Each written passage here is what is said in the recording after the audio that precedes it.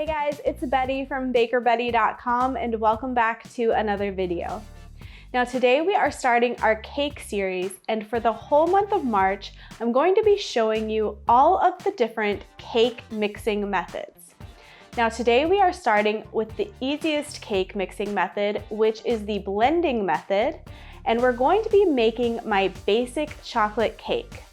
This cake turns out really moist and fluffy, and it's rich in chocolate flavor, and it's really nice for chocolate cupcakes or a layer cake, but we are actually going to be making it into a sheet cake today, and we will be pairing it with my quick chocolate frosting. So make sure you check out today's bonus video where I will be showing you how to make that chocolate frosting. Now that video is linked down in the description box, and let's go ahead and dive into making the cake. Okay, so we're going to start by preheating our oven to 350 degrees Fahrenheit, and then we can go ahead and prepare our baking dish. So I am buttering a 9 by 13 inch metal cake pan, and I'm cutting a piece of parchment paper to fit the dish so that it lays flat. Now the parchment paper is optional, but it's going to help lift the cake out of the pan more easily once it's baked.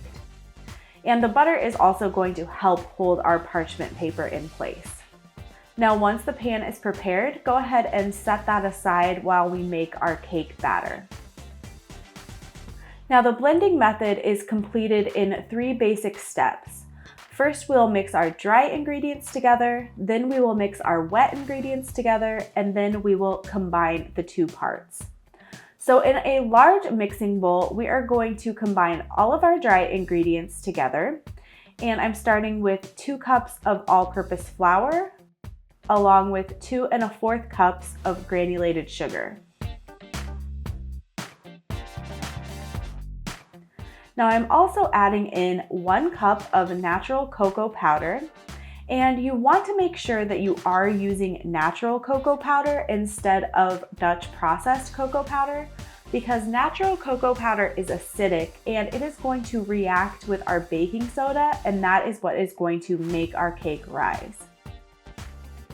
Next, we are adding in 3/4 of a teaspoon of salt, 2 teaspoons of baking powder, and 1 teaspoon of baking soda. Now go ahead and whisk all of those dry ingredients together until they are well combined. Okay, now we are going to move on to our wet ingredients. So in a separate bowl, we're going to mix together 3 eggs, along with 1 tablespoon of vanilla extract, 3/4 of a cup of vegetable oil, or you can use another neutral flavored oil like canola oil or avocado oil, as well as 2/3 of a cup of milk. And go ahead and whisk all of those wet ingredients together until they are well combined.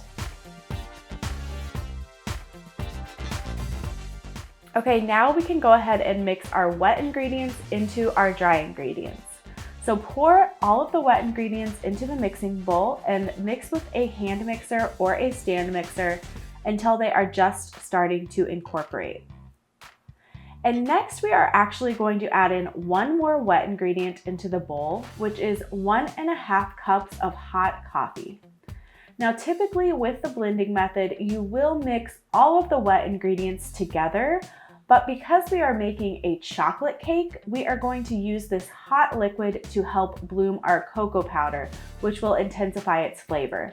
And you don't want to add this in with your wet ingredients because it might scramble your eggs, which is why we kept it separate.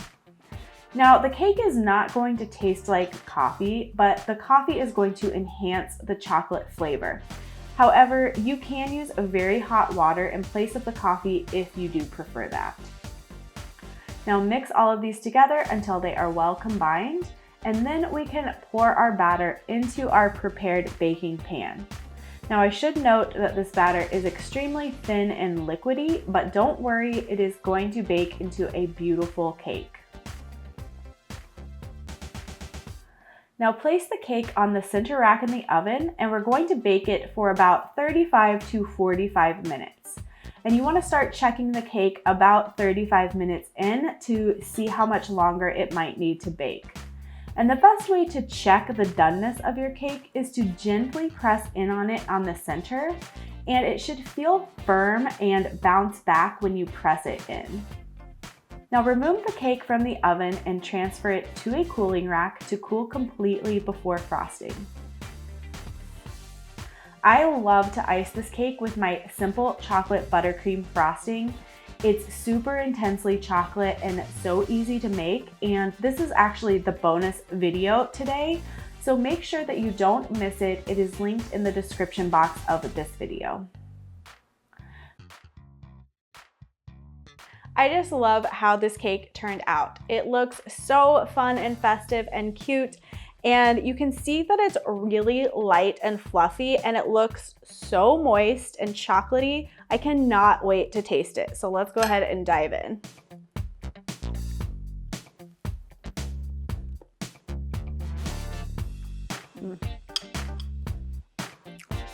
I cannot tell you how moist this cake is. It is so chocolatey, it's so moist, but it's also really fluffy. And I just love how easy this cake is to make. There's not a lot of effort that goes into it, and it's so delicious. You can make this into cupcakes, or you could make it into a layer cake, and all of those details are in the written post, so I will leave the link for that in the description of this video. Now, I really hope you enjoyed this recipe tutorial, and if you did, please give me a thumbs up, and I'm always happy to answer any of your questions, so you can leave those down in the comment section. And if you aren't already subscribed, make sure you hit that subscription button and ring the notification bell so you never miss a video. And you can follow me at Baker Betty on Instagram and on Facebook. And I will be back right here next week with another cake tutorial. I'll see you guys then.